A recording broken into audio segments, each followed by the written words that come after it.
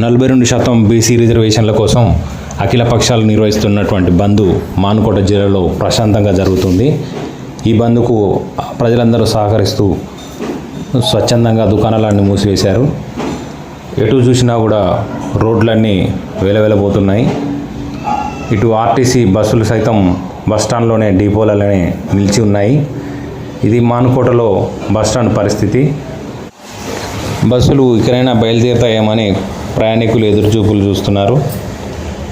Depot వాళ్ళని అడిగితే బస్సులు ఏ సమయంలో ప్రభుత్వ ఆదేశాలు ఇస్తే ఆ సమయానికే బస్సులు బయలుదేరుతాయని అధికారులు చెబుతున్నారు. ఈ బంద్కు ప్రభుత్వం కూడా సహకరిస్తుంది కాబట్టి తెలంగాణ మొత్తం అన్ని డిపోలలో బస్సులన్నీ నిలిచిపోయాయి. అయితే ప్రభుత్వ ఆదేశాలు ఏ సమయంలో ఇచ్చినట్లయితే అధికారులకు ఫోన్ ద్వారా సమాచారం అందగానే వెంటనే బస్సులు బయలుదేరుతాయని చెప్పి అధికారులు చెబుతున్నారు. ప్రయాణికులు కూడా బస్సులు ఎప్పుడు బయలుదేరుతాయని ఎదురు చూస్తున్నారు. ఆటోలు మాత్రం బంద్ కాలేదు. మానుకోటలో లోకల్ ఆటోలు బాగానే తిరుగుతున్నాయి. ఎటు వెళ్ళాలన్నా డైరెక్ట్ మాట్లాడుకోవాలని అధిక ఛార్జీలు వసూలు చేసే అవకాశాలు ఉన్నాయి. Thank you very much.